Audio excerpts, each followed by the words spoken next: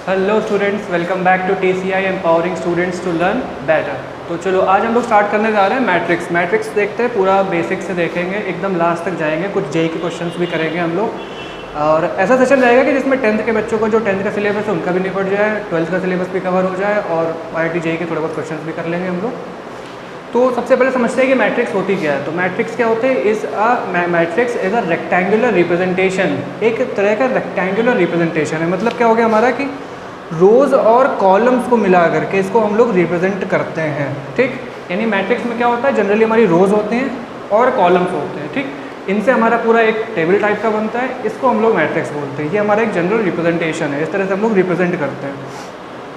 अच्छा, अब एक मैट्रिक्स में एलिमेंट्स हम लोग रखते कहाँ पर हैं? जैसे कि मान लो ये हमारा कुछ मैट्रिक्स है, जनरली इस तरह से हमारा बनता है कुछ मैट्रिक्स। और इसमें ये पहली रो हो गई, सेकंड रो हो गई, थर्ड रो हो गई। ठीक, 3 रो की मैट्रिक्स मान लेते हैं और 3 ही कॉलम भी हैं मान लो हमारे। तो अब हमने 3 रोज़ बना दी हैं और 3 कॉलम्स बना दिए हैं। तो जहाँ पर इनका ये जो इंटरसेक्शन हो रहा है, जहाँ जहाँ पर इनका ये कट कर रहे हैं एक दूसरे को, ये दोनों लाइनें, इन पोजीशंस पर हम क्या रखते हैं? एलिमेंट रखते हैं। ठीक, हमारे देखो 3 कॉलम्स थे तो पहली रो में 3 एलिमेंट हो गए। जितने नंबर ऑफ़ कॉलम्स होते हैं उतने नंबर ऑफ़ एलिमेंट्स हम लोग एक रो में रखते हैं। ठीक, या फिर जितने नंबर ऑफ़ रोज़ होती हैं उतने नंबर ऑफ़ एलिमेंट्स हम लोग एक कॉलम में रखते हैं। ठीक, तो ये तो हमारा हो गया जनरल रिप्रेजेंटेशन। थोड़ी बहुत इसकी डेफिनेशन भी देख लेते हैं। क्या होता है कि matrix is an ordered representation of rectangular arrangement of numbers and functions. यानी कि कोई ज़रूरी नहीं है कि पहली चीज़ इसमें सिर्फ नंबर्स होने चाहिए, इसमें कोई भी फंक्शन हो सकता है। हमारा trigonometric function, inverse trigonometric function, कोई भी फंक्शन हो सकता है, अलजेब्रा का फंक्शन, कुछ भी हो सकता है। और सिंपल नंबर्स भी हो सकते हैं हमारे, कुछ भी हो सकता है। ठीक, अब जैसे ये हमारी एक जनरल मैट्रिक्स है, इसके जो ये 2, 4, 5, 3, 6, 8, ठीक, यहाँ पर फंक्शंस भी हो सकते हैं और यहाँ पर हमारे कोई भी नंबर भी हो सकता है। ठीक, तो इनको हम लोग क्या बोलते हैं? इनको हम लोग बोलते हैं एलिमेंट्स। ये हमारे क्या हैं? एलिमेंट्स हैं इस मैट्रिक्स के। ठीक, ये हमारे एलिमेंट्स होते हैं। अच्छा, अब देखते हैं कि किसी भी मैट्रिक्स का ऑर्डर क्या हो सकता है। ऑर्डर का मतलब क्या होता है कि जैसे अभी हमने क्या बताया कि मैट्रिक्स क्या होता है? एक जनरल रिप्रेजेंटेशन है, ठीक, ऑफ रोज एंड कॉलम्स। तो अब हमें अगर ये पता करना है भाई, अगर हमें ये जानना है कि कितनी रोज और कितने कॉलम्स को मिला करके हम एक पर्टिकुलर मैट्रिक्स को रिप्रेजेंट कर रहे हैं, तो वो होता है हमारा ऑर्डर ऑफ अ मैट्रिक्स। यानी कि किसी भी मैट्रिक्स में कितने नंबर ऑफ रोज हैं और कितने नंबर ऑफ कॉलम्स हैं, वो हमारा होता है क्या?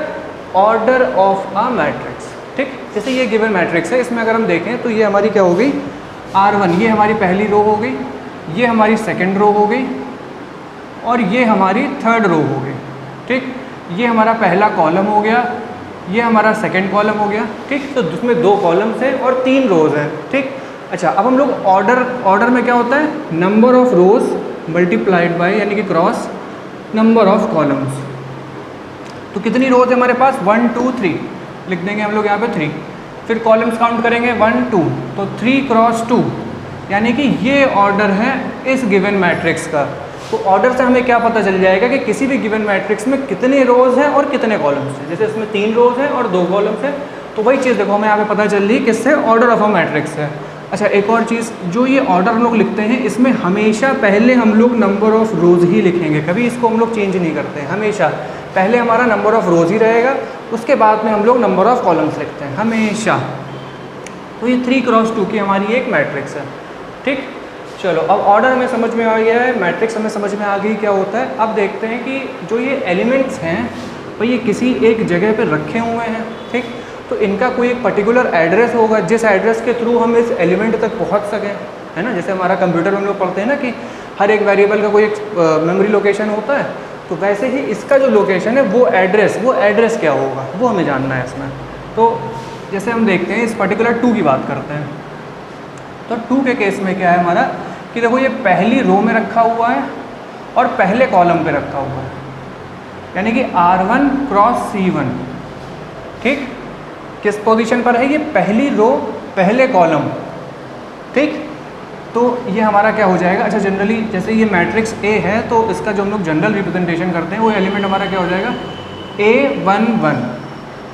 A मतलब समझ लो कि कोई भी एक एलिमेंट। ठीक, कोई भी एक एलिमेंट हो सकता है, स्मॉल a हमारा। अब 1, 1 का क्या मतलब है? 1 का मतलब पहली रो इस 1 का मतलब पहला कॉलम, ठीक, छोटा लग रहा होगा थोड़ा बड़ा लिख देते हैं, A11, ठीक। इस 1 का मतलब पहली रो, इस 1 का मतलब पहला कॉलम, A का मतलब कोई भी एक एलिमेंट इस मैट्रिक्स का। तो A11 पे क्या है हमारा 2, तो 2 का एड्रेस क्या हो गया हमारा A11। इसी तरह से 3 का एड्रेस क्या होगा, 3 देखो फर्स्ट रो में है, सेकंड कॉलम पे है, यानी कि ये हमारा हो जाएगा A12 इज इक्वल टू 3, ये इसका एड्रेस हो गया।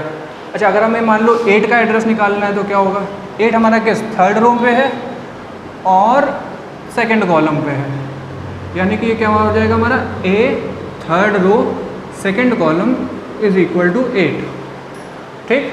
थर्ड रो सेकंड कॉलम हमारे एलिमेंट्स का एड्रेस जो हम लोग लिखते हैं वो इस तरह से लिखते हैं, ठीक। अच्छा, अब हमने एड्रेस पढ़ लिया, थोड़ा बहुत ऑर्डर समझ में आ गया, ना समझ में आया आप लोग एक बार वीडियो थोड़ा सा पीछे करना, दोबारा समझ में आ जाएगा।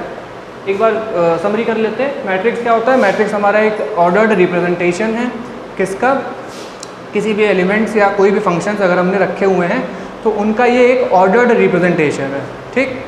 नंबर 2 पे देखते हैं कि ऑर्डर क्या होता है किसी भी मैट्रिक्स का, यानी कि किस वे में हमारे जो रोज और कॉलम्स हैं वो किस वे में अरेंज्ड हैं किसी भी मैट्रिक्स में, वो हमारा ऑर्डर ऑफ अ मैट्रिक्स होता है, यानी कि कितने नंबर ऑफ रोज हैं, कितने नंबर ऑफ कॉलम्स हैं, ठीक। और उसके बाद हमने देखा किसी भी पर्टिकुलर एलिमेंट का एड्रेस। उससे पहले देखते हैं कि एलिमेंट क्या होता है। किसी भी मैट्रिक्स में जिन भी कोई भी एक नंबर या कोई भी एक फंक्शन को मिला करके अगर हमने कोई मैट्रिक्स बनाई है तो वो जो एक पर्टिकुलर नंबर या कोई एक फंक्शन जो भी होगा उसको हम लोग बोलते हैं एलिमेंट इस गिवन मैट्रिक्स का, ठीक।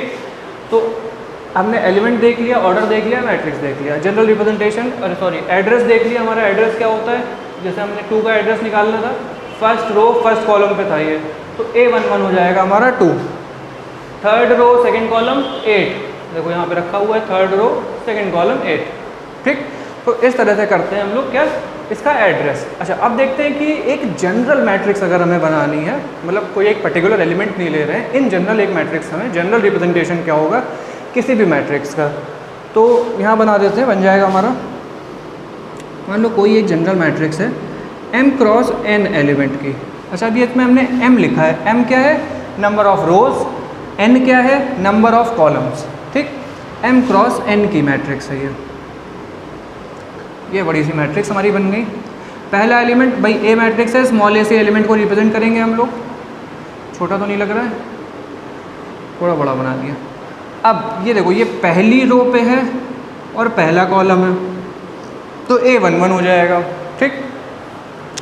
अच्छा, अब ये बताओ कि पहली रो में इसमें एलिमेंट्स होंगे कितने। हमने क्या बताया था कि जितने नंबर ऑफ कॉलम होते हैं उतने नंबर ऑफ एलिमेंट्स हम लोग एक रो में रखते हैं, और जितने नंबर ऑफ रोज होती हैं उतने नंबर ऑफ एलिमेंट हम लोग एक कॉलम में रखते हैं। तो नंबर ऑफ कॉलम है इसमें n, तो ये अगर बढ़ता जाएगा A12 होगा, A13 होगा, dot dot dot dot dot up to A1n तक जाएगा ये, क्योंकि हमारे पास n कॉलम्स हैं।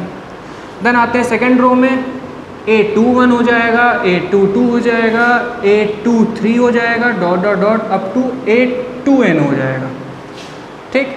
इसी तरह से कितने नंबर ऑफ रोज होंगी, m नंबर ऑफ रोज होंगी, ठीक है, m नंबर ऑफ रोज। तो ये हमारा हो जाएगा AM1 हो जाएगा, AM2 हो जाएगा, AM3 हो जाएगा, dot dot dot dot up to AMN, ठीक।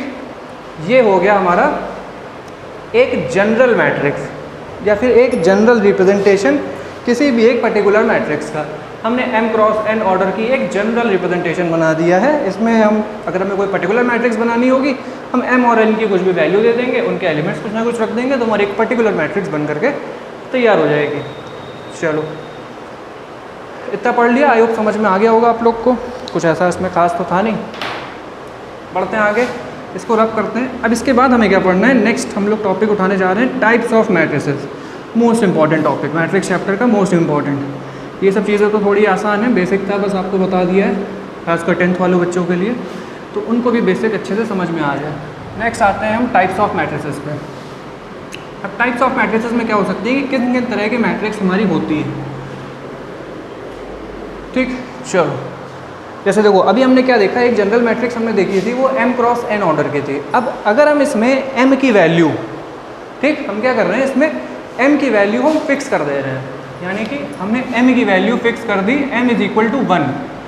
तो जो हमारी m क्रॉस n की मैट्रिक्स थी वो अब बन जाएगी 1 क्रॉस n, यानी कि इसमें सिर्फ एक रो होगी और n नंबर ऑफ कॉलम्स होंगे। क्या चीज़? एक रो होगी और n नंबर ऑफ कॉलम्स होंगे।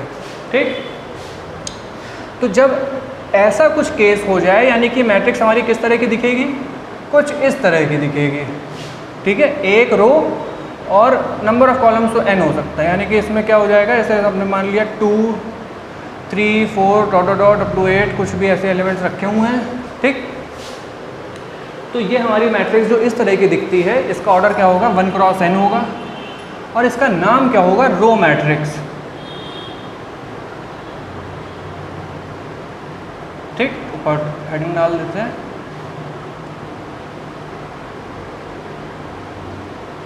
अच्छा, एक और चीज़, मैट्रिक्स जो है वो एक सिंगुलर मतलब कि एक सिंगल मैट्रिक्स को बोलते हैं। अगर एक से ज़्यादा मैट्रिक्स हो जाती है तो उनको हम लोग क्या बोलते हैं? मैट्रिसेस। ये इसका प्लूरल फॉर्म है और मैट्रिक्स हमारा सिंगुलर होता है। ठीक, चलो अब आते हैं, ये तो हो गया रो मैट्रिक्स। नंबर 2 पे आते हैं, हमारा क्या? कॉलम। अब भाई रो मैट्रिक्स अगर हमने बनाई है तो कॉलम भी बनाना ही पड़ेगा, नहीं तो कॉलम नाराज़ हो जाएगा। अब कॉलम में क्या होता है? देखो, इसमें हमने m की वैल्यू 1 डाली थी, इसमें हम लोग n की वैल्यू 1 डाल देंगे। ठीक, अब जब n की वैल्यू 1 डालेंगे तो जो हमारा ये जो मैट्रिक्स बन जाएगी ये कुछ m क्रॉस 1 की बन जाएगी, है ना। n की वैल्यू हमने 1 डाल दी तो m क्रॉस 1 की बन गई। अच्छा, ये मैट्रिक्स दिखेगी किस तरह की? कुछ इसमें देखो m रोज़ हैं, यानी कि पहली रो, दूसरी रो, थर्ड, पहली रो, दूसरी रो, इस तरह से m रोज़ होंगी। कॉलम एक ही होगा, तो 2 3 4 अप टू 8। इस बार मैट्रिक्स हमारी कुछ इस तरह की बन रही है। ठीक, तो जो इस तरह की मैट्रिक्स बनती है ये हमारी कॉलम मैट्रिक्स होती है। इसको याद करने का आसान सा तरीका, रो मैट्रिक्स मतलब एक रो, कॉलम मैट्रिक्स मतलब एक कॉलम, सिंपल सी बात। ठीक, सिंपल इस तरह से हम लोग याद कर लेते हैं। चलो, तो हमने क्या देख लिया? रो मैट्रिक्स देख लिया, कॉलम मैट्रिक्स देख लिया। ठीक, अब नंबर 3 आता है हमारा, एक होती है रेक्टेंगुलर मैट्रिक्स। Rectangular matrix. अच्छा, अब रेक्टेंगुलर मैट्रिक्स समझने से पहले ये मैं बता दूं कि रेक्टेंगल क्या होता है। तो रेक्टेंगल क्या होता है? जिसमें ऑपोजिट साइड्स इक्वल होती हैं। ठीक बात है, बट उसमें जो एडजेसेंट साइड्स होती हैं वो अनइक्वल होती हैं। ये बात बहुत ज़रूरी है। ठीक, ऑपोजिट साइड इक्वल होती हैं वो तो ठीक है, स्क्वायर में भी होता है, कोई दिक्कत की बात नहीं है। मगर स्क्वायर और रेक्टेंगल में मेन डिफरेंस क्या है कि इनकी एडजेसेंट यानी कि अगल बगल की जो साइडें हैं वो अनइक्वल होती है। वही चीज़ इसमें भी होती है कि जो हमारा मैट्रिक्स बनेगी, ठीक, मान लो कि m क्रॉस n ऑर्डर की है। ठीक, तो इसमें m और n की वैल्यू कुछ भी हो, कोई फ़र्क नहीं पड़ता हमें। एक कंडीशन नहीं होनी चाहिए कि m और n हमारे बराबर नहीं होने चाहिए। ठीक, बराबर नहीं होने चाहिए। अगर बराबर हो गए, मान लो कि 2, इसकी वैल्यू भी 2 हो गई, इसकी वैल्यू भी 2 हो गई, तो वो मैट्रिक्स हमारी कौन सी आ जाती है? वो मैट्रिक्स हमारी आ जाती है स्क्वायर मैट्रिक्स।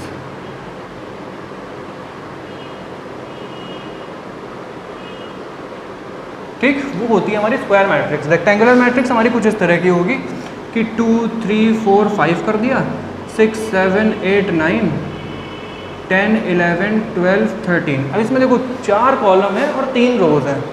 ठीक, कितने कॉलम है? 4 कॉलम है, 3 रोज हैं, तो m और n बराबर तो है नहीं, कंडीशन ट्रू है, रेक्टेंगुलर मैट्रिक्स हो गई हमारी। अगर मान लो कि इनकेस हम 3 रो 3 कॉलम कर देते हैं कुछ इस तरह से 1 2 3 4 5 6 7 8 9। ठीक, 1 2 3 4 5 6 7 8 9। तो अब इस केस में क्या होगा हमारा? इस केस में देखो दोनों 3 क्रॉस 3 है, यानी कि when m is equal to n। ठीक, यानी कि number of rows is equal to number of column. लिख देते हैं यहाँ पे आपके लिए, number of rows is equal to number of columns. अगर ऐसा कुछ आपको दिखे कभी तो समझ जाना कि भाई स्क्वायर मैट्रिक्स है ही हमारी, सिंपल सी बात। m is equal to n तो square matrix, m is not equal to n तो फिर हमारी rectangular matrix, number of rows is not equal to number of columns. अगर ऐसा कुछ है तो ये रेक्टेंगुलर है, वरना हमारी स्क्वायर है। चलो तो अब तो ये पढ़ लिया, कोई दिक्कत की बात नहीं, इतना समझ में आ गया हमें, ठीक। तो अब आगे जो हम लोग टाइप्स ऑफ मैट्रिसेस पढ़ेंगे उसमें कई सारी मैट्रिक्स ऐसी हम लोग पढ़ने जा रहे हैं कि जिनका बेस जो है वो स्क्वायर मैट्रिक्स है, यानी कि वो स्क्वायर मैट्रिक्स के ऊपर ही बनी हुई है।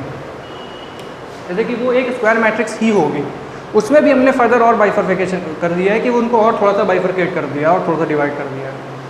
कैसे कि सबसे पहली बात कि सबसे पहले देख लेते हैं एक डायगोनल मैट्रिक्स। अभी याद आ रही है हमको, एक डायगोनल मैट्रिक्स क्या होती है भाई, ठीक। सबसे पहली चीज़ कि डायगोनल मैट्रिक्स हमारी एक स्क्वायर मैट्रिक्स ही होगी हमेशा।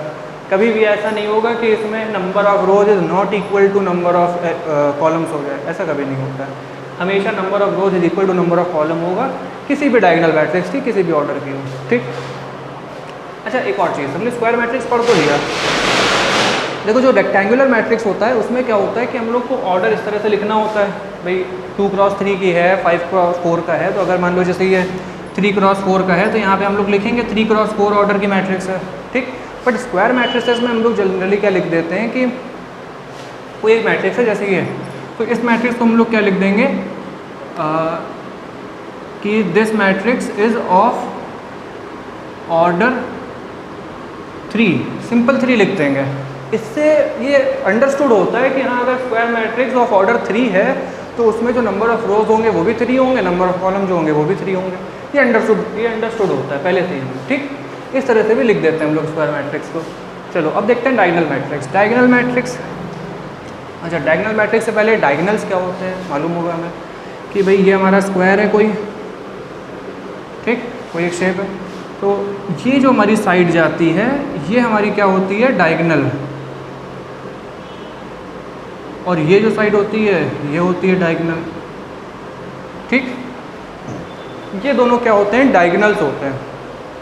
बट मैट्रिक्स के केस में हम लोग 2 डायगोनल नहीं पढ़ते हैं, हम लोग सिर्फ एक डायगोनल पढ़ते हैं। अब वो क्या होता है भाई, देखो ये हमारा मैट्रिक्स है कोई भी, ठीक। तो जो ये वाली डायगोनल होती है लेफ़्ट टू राइट वाली, इसको हम लोग क्या बोलते हैं, प्रिंसिपल डायगोनल। इसको हम लोग क्या बोलते हैं, प्रिंसिपल डायगोनल। और जब भी किसी भी मैट्रिक्स में अगर डायगोनल की बात हो रही है तो वो इस डायगोनल की ही बात होगी हमेशा, ठीक। ये आपको ध्यान रखना है। चलो अब देखते हैं डायगोनल मैट्रिक्स होती क्या है। कि देखो डायगोनल मैट्रिक्स है ये हमारी, ये हटा देते हैं, आई होप समझ में आ गया होगा, या बने ही रहने देते हैं, कोई दिक्कत की बात नहीं। और इसमें हम लोग एलिमेंट्स रखना शुरू करेंगे। तो जो डायगोनल एलिमेंट है किसी भी मैट्रिक्स में, जो डायगोनल एलिमेंट होता है, मतलब जैसे कि ये है, मान लो कि देखो एक एलिमेंट यहाँ पे रखा जाएगा, हमने रख दिया 1 2 3 4 5 6 7 8 9, ये हमारी एक स्क्वायर मैट्रिक्स है, ठीक। अब डायगोनल मैट्रिक्स में क्या होता है कि जो डायगोनल एलिमेंट होते हैं इसके, ये वाले जो डायगोनल एलिमेंट होते हैं वो हमारे क्या होते हैं, नॉन ज़ीरो होते हैं। क्या होते हैं, नॉन ज़ीरो, यानी कि ज़ीरो नहीं होते हैं, और बाकी सारे एलिमेंट जो होते हैं वो ज़ीरो होते हैं, यानी कि ये सारे एलिमेंट हमारे ज़ीरो हो जाएंगे। और जो, ठीक, डायगोनल मैट्रिक्स में क्या होता है, जो नॉन डायगोनल एलिमेंट है वो नॉन ज़ीरो होते हैं, और जो जो नॉन डायगोनल एलिमेंट है वो ज़ीरो होते हैं, और जो डायगोनल एलिमेंट है वो हमारे नॉन ज़ीरो होते हैं। ये कंडीशन होती है डायगोनल मैट्रिक्स की। ये हमेशा एक स्क्वायर मैट्रिक्स होगी, ये भी हमें मालूम होना चाहिए। तो ये कुछ भी हो सकता है, यानी कि ये जो नॉन ज़ीरो एलिमेंट्स हैं इनमें हम लोग कुछ भी रख सकते हैं, कोई भी फंक्शन हो सकता है, कुछ भी हो सकता है। अब इसी में देखो अभी हमारे पास क्या है,